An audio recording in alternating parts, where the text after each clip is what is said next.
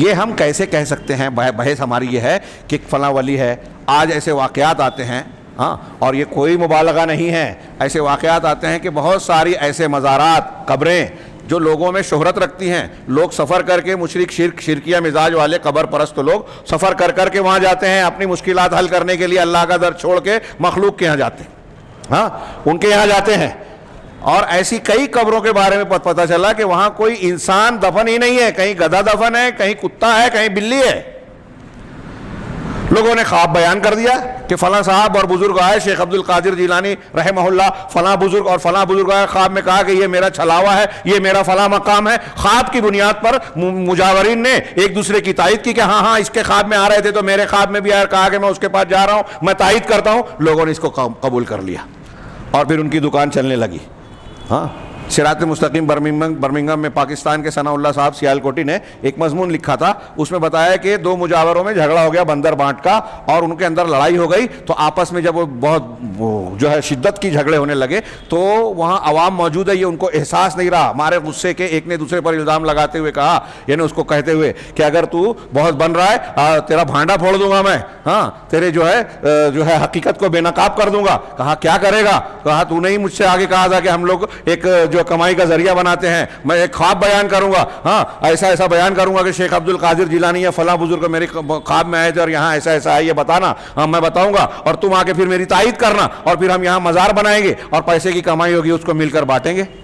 تو کہا تو نے بھی تو تائید کی تھی، صحیح ہے میں نے کہا تھا، لیکن تو بھی تو اس میں برابر کا شریک کا حصہ بھی لیتا تھا۔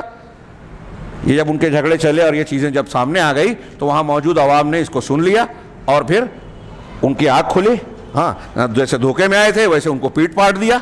لیکن یہ عقیدہ کیسا ہے کہ ایک آدمی ہمارے سامنے اس قسم کے الٹی سیدھے دعوے کرتا ہے اور ہم اس میں آ جاتے ہیں۔ کسی کا خواب، کسی کا کشف یہ دلیل نہیں ہے۔ خواب نبوت کا ایک حصہ ضرور ہے، ہاں، نبوت کے بقایا، لیکن خواب دلیل نہیں ہے۔ اس پہ اہل سنت والجماعت کے تمام علماء کا اتفاق ہے، شریعت مکمل ہے۔ کسی کا خواب جو ہے شریعت میں دلیل بن کر آپ شریعت میں اضافہ یا پہلے سے موجود احکام میں کوئی تبدیلی نہیں کر سکتا، یہ بات دماغ میں رکھنا چاہیے، اور شریعت کو شریعت کے اصولوں کے مطابق لینا چاہیے۔ اور عقائد کا جہاں تک معاملہ ہے، عبادات کا جہاں تک معاملہ ہے، اس میں بھی کوئی اختلاف اصولاً نہیں ہے۔ حنفی، شافعی، مالکی، حنبلی، اہل الحدیث کے درمیان تمام جمہور امت مانتی ہے کہ عقائد کو قرآن و حدیث کی دلیل کے بغیر نہیں مانا جا سکتا۔ قیاس، رائے، کشف، الہام، خواب نہیں چلے گا اس میں۔ اور اگر کوئی خواب کا، کشف کا دعویٰ کرتا ہے، قرآن حدیث اس کے خلاف ہے، تو اس کا کشف اور خواب قرآن حدیث کے سامنے نہیں چلے گا۔ حضرت عمر فاروق اور ابوبکر صدیق رضی اللہ تعالیٰ عنہ کا اختلاف ہوا منکرین زکوٰۃ اور مانعین زکوٰۃ کے سلسلے میں، تو حضرت ابوبکر صدیق نے کہا کہ جو زکوٰۃ اور نماز کے درمیان فرق کرے گا، اللہ کے رسول نے کہا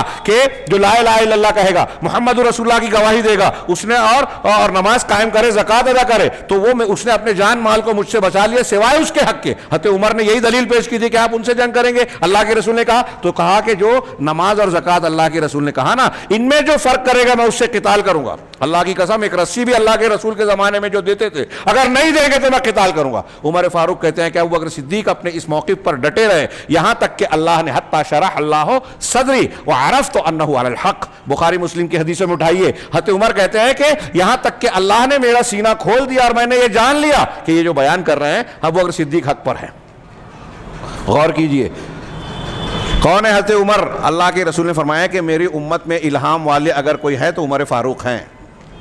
زبان رسالت سے کہا گیا، یہ جو الٹے سیدھے دعوے آج ہم کرتے ہیں کہ فلاں کو کشف ہوتا تھا، فلاں کو یہ ہوتا تھا، فلاں کو خواب آتا تھا، وہ ایسا سچا خواب، یہ تو جھوٹے دعوے بھی ہو سکتے ہیں، سچے بھی ہو سکتے ہیں، ہاں، تو ان کے بارے میں چھوڑیے۔ اللہ کے رسول صلی اللہ علیہ وسلم نے جہاں جو کہا وہ تو بالکل، اگر کوئی نہ مانے تو وہ کفر میں چلا جائے گا۔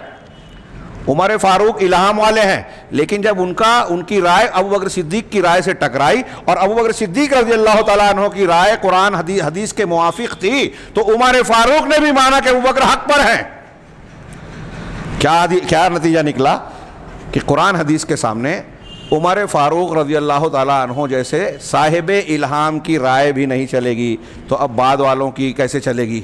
تو یہ ایک الگ ضمنی بحث ہے کہ ہمارے یہاں جن لوگوں کو صالحین سمجھا جاتا ہے، ابھی کیا سند اور سرٹیفکیٹ ہے کہ وہ صالحین ہیں؟ میں سب کے بارے میں نہیں کہتا، بہت سارے بزرگان دین ہیں، ہم ان کو مانتے ہیں بزرگ،